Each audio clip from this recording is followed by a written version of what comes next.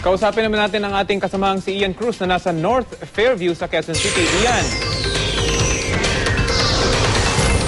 Yes, Rafi, sa kasalukuyan nga ay nandirito ako ngayon sa boundary ito ng North Fairview at ng Barangay Santa Lucia. Dito rin yan sa Quezon City, Rafi. Itong likod ng aking kinaroroonan ngayon, ito nga yung Tulyahan River. Ito, Rafi, na makikita natin, napakarami nating mga kababayan na nagtsatsagang kumuha ng mga inaanod na parte ng mga nawasak na bahay sa gilid ng Tulyahan River.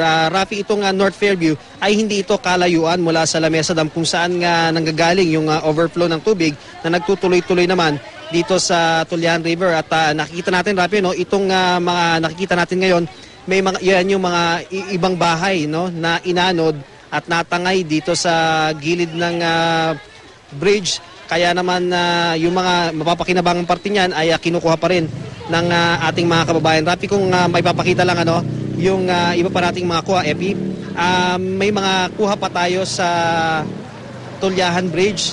At yan, Rafi, napakataas pa rin talaga ng tubig. Ito sa bahagi ng Commonwealth. Nakita naman natin yung mga bahay ay nilamon na ng tubig. Marami ng mga residente rin ang lumikas dahil nga sa napakataas ng tubig dyan sa Tulyahan River. At itong mga tao nasa ibabaw na lamang ng tulay at yan, yung mga magkakapitbahay na kumukuha ng mga mapapakinabangan pa nilang mga bagay. Ito nga, Rapi, ito yung bridge na kuha natin kanina lamang. Medyo mababa pa pero sa ngayon talaga kinain na ng tubig itong bridge dito sa pagitan ng Santa Lucia at North Fairview. At napakarami nga nating mga kababayan na nagbabaka sakali na makakuha ng mga materyales na maaari daw nilang magawa sa pagkumpuni ng kanilang mga bahay. Rapi, nabisita rin natin kanina yung bahagi ng Palmera Subdivision sa Barangay Santa Monica na hindi rin kalayuan dito. Ang sitwasyon doon, Rapi, ay napakataas din ng tubig dahil nga sa pagragasa ng tubig mula nga dito sa Tulyahan River. Rapi, yung mga kuha natin na yan, yan yung mga ibang mga rescuer na nagpipilit sana sila kanina na mag-penetrate dun sa mga area na may mga nagpaparescue pero dahil nga sa napakalakas ng agos ng tubig ay hindi rin nila nagawa. Ito yung kuha natin sa Palmera Subdivision diyan sa Barangay Santa Monica dito sa Quezon City. Napakataas din ng baha. Makikita natin mula bewang hanggang dibdib hanggang leeg ang tubig dyan, lalo na doon sa pinakadulong bahagi. Makita natin yung mga rescue team na yan, hindi nila ma-penetrate yung mga lugar kung saan marami nagpaparescue dahil nga napakalakas ng agos ng tubig. Ang tubig na yan ay nagbumula sa Tulyahan River, Rapi. Kaya naman may nakita tayo, may mga lubid na hawak-hawak yung mga rescue team. Doon sila umahawak upang hindi nga sila tangayin ng alon, Rapi. Katabi ko ngayon si Ate LB, isa siya sa mga nasira yung bahay nila. Ate LB, pakikwento paano nangyari doon sa bahay ninyo kanina? Lagpas na kasi bubong namin bahay, kaya wala na kaming mga gamit na naisalba. Anak ko lang naisalba ko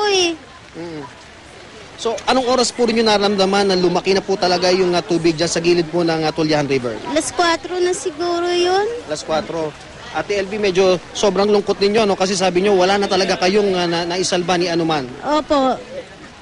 Ang nadala nyo lang po talaga yung mga anak ninyo. Opo. Wala kasi yung asawa ko nasa Makati nagtrabaho. Kaya di siya nakauwi kagabi. Lakas daw ng ulan. So, paano po kayo ngayon? Nasaan kayo ngayon? Andun sa pinsan namin sa Yuan. So, Rapi, yung katulad ni Ate LB, siya ay nandun sa pinsan niya, pero marami sa mga residente dito sa gilid ng Tulyahan River ay nandoon ngayon sa clubhouse at sa chapel nitong North Fairview, Homeowners Association. Sila ay tinutulungan ng mga NGO doon para nga sila ay makakain, para may matulugan sila kahit papano at may mapaggamitan sila ng comfort room. Kausapin din natin yung isa pa nating kababayan. Kuya, buong pangalan po natin? Salvador Bukatkap po. Kuya Salvador, mula nung tumira kayo, ngayon ba lang ba ulit nangyari ito? Simula nung after ng Ondoy? Mula nung Ondoy, ito nung uling sumunod na pa yung malaking baha na umano dito sa amin. Kaya mga bahay po namin, apaw na po sa bubong ang tubig, kaya kami lahat nasa labas, wala kaming gamit na nakuha. Kaya tsatsaga kami anusahan ng tubig. Pag bumaba ang tubig dito, babantayin namin agad ang bahay namin dahil maraming mga sumasalisin ng mga gamit Kuya Salvador, ang sabi po ng Pag-asa, no, hanggang bukas pa daw yung pag-ulan dito. So ano po ang plano nyong gawin? Hindi pa daw titigil itong pag-ulan na to? Dito lang po muna kayo magbabantay sa gilid. Importante binabantay namin, bahay po namin na kung halimbawa masira man, makita namin mga masira. At saka yung pagbabawang tubig, kailangan mabantay agad namin bahay namin para kung ano may ligtas po namin. Sige, maraming salamat po sa inyo. Mang Salvador, Rapi, yan yung mga kondisyon ng ating mga kababayan dito nga sa North Fairview, sa Barangay Santa Lucia, sa Barangay Santa Monica, at sa malaking bahagi pa ng Fairview na dinadaanan nga nitong Tulyahan River. Sana raw ay makapagpaabot na ng tulong ang pamahalang nasyonal at lokal upang ating mga kababayan, lalo na yung kanilang mga pangailangan, ay maibigay sa kanila. Rapi? Iyan, mabilis na tanong lang, wala namang casualty dyan sa iyong kinaroroonan. Rapi, kung tinatanong mo ay kung mayroong mga injured o yung mga nasilawing palad sa binabanggit sa atin Mang Salvador, no, sa kanilang pagbabantay dito ay wala pa naman daw na mga residente na napahamak dito nga. Bagamat mapangas din yung ibang residente, Rapi, no, nakita naman natin sinasagip nila yung mga lumulutang na mga parte ng bahay. Pero sa ngayon ay wala pa naman tayong namomonitor na mga napahamak nating mga kababayan dito. At sana naman hanggang sa matapos nga itong pag-ulan na to ay walang mapahamak sa kanila. Dahil yan naman ang ating hinahangad na lahat na maging ligtas ang ating mga kababayan dito sa North Fairview at sa buong Metro Manila na rin na binabayo ngayon ng napakalakas sa pag-ulan, Rafi. Okay, kahit pa paano magandang balita yan. Maraming salamat, Ian Cruz, at mag-ingat kayo dyan.